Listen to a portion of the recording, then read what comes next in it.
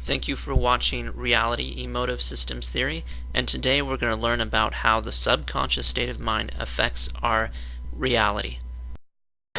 The idea that everyone has their own perception of reality is a postmodern theory, but reality emotive systems theory, we believe that people are not only have their own perception of reality, but their perception of reality will influence what their reality is. It will literally change their environment around them.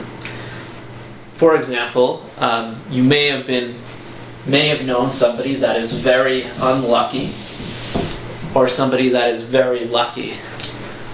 We have a person here. They seem to always have money. They seem to be lucky enough to get love. That is a terrible heart. They always have a good job.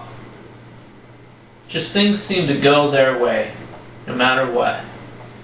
And they even have good health. We'll put a little arm there, muscle. But there's other people that they just seem to have horrible luck. You have some people that they have bad health. They have heartbreak, they have no money, can't get a good job, or they lose their job. There's just some people that just seem to have bad luck. So the big question is, how does that person create good luck? And how does the bad person create bad luck, so we can know how to prevent that from happening?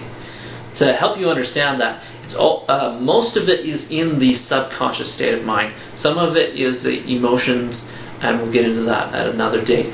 But we're going to talk about the subconscious state of mind and how that creates these perceptions of reality and creates the physical reality around them. The way the subconscious works is, we'll have an example of you going to work. So sometimes you can go to work and you don't even remember getting to work. You don't remember driving to work. You just get to work and you're like, wow, I don't even remember getting here.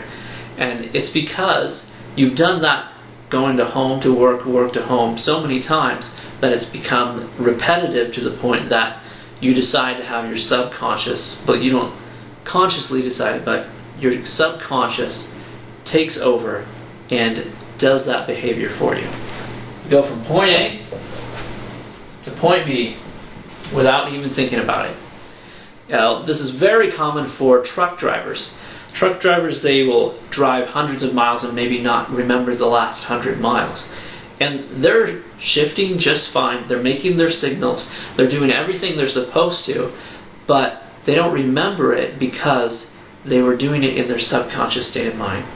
Consciously, they were probably just thinking about something they were going to do on the weekend or whatever. But subconsciously, they made all of those decisions.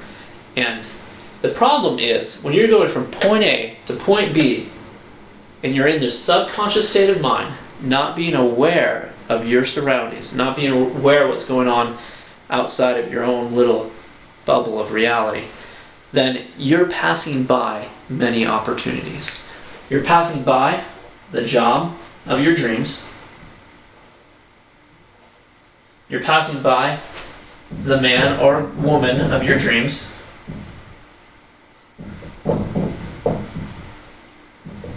You're passing by maybe the house of your dreams. You're passing by the financial opportunity that you've been looking for. Each of these opportunities are there around you at all times. It's just you're not seeing them because you've been in the subconscious state of mind most of the time.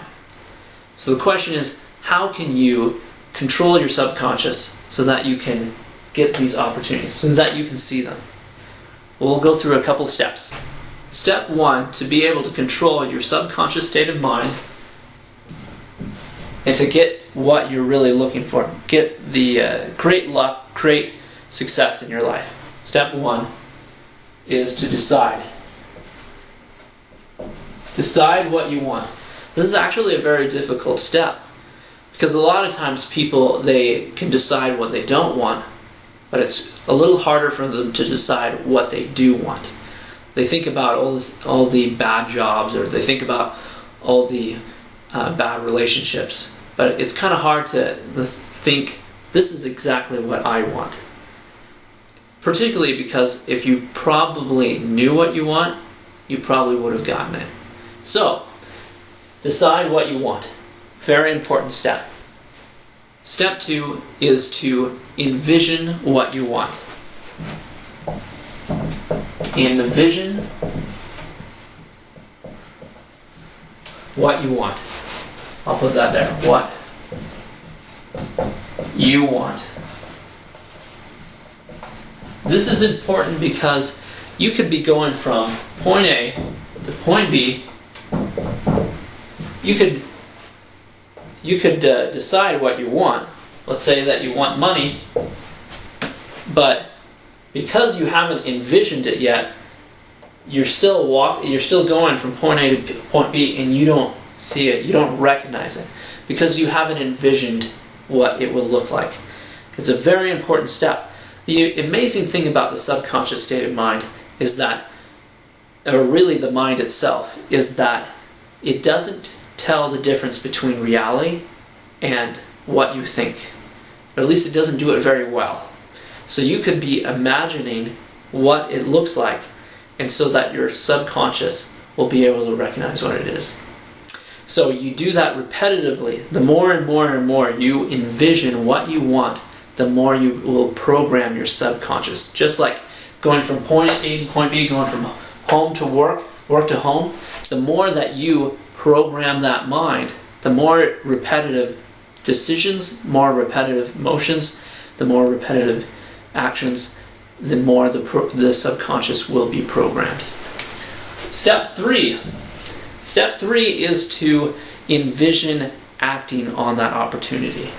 The reason why it's important to envision acting on it is because you could be going from point A to point B.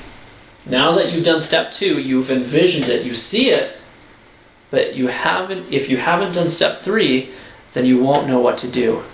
You'll fumble around, you'll probably say something stupid, and then just go back to work. Just go from point A to point B, keep going. And then it'll be even worse. You'll probably be saying, you know what, years ago I had the opportunity to invest in the stock market, invest in Microsoft, but I didn't take that opportunity.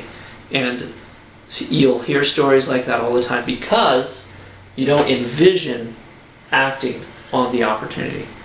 So envision that, and what I usually recommend is have 5 opportunities that you can envision.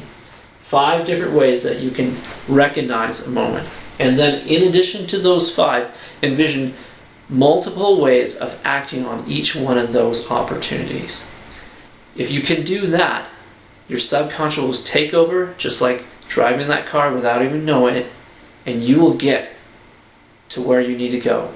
You will create that luck in your life. Step 4 is also very important. Step 4 is to talk to everyone.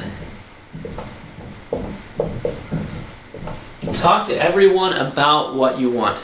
If you can talk to everyone about what you want, you are not just programming your subconscious, you are programming the subconscious of others.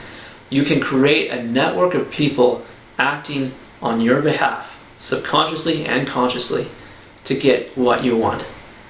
Unfortunately, a lot of people, they do the opposite. Instead of telling people, this is what I'm dreaming, these are my goals, instead they talk about, this is what I hate about my past. I hate my old girlfriend, I hate my old job, I hate my current job. And they don't focus on what they want, where they want to be.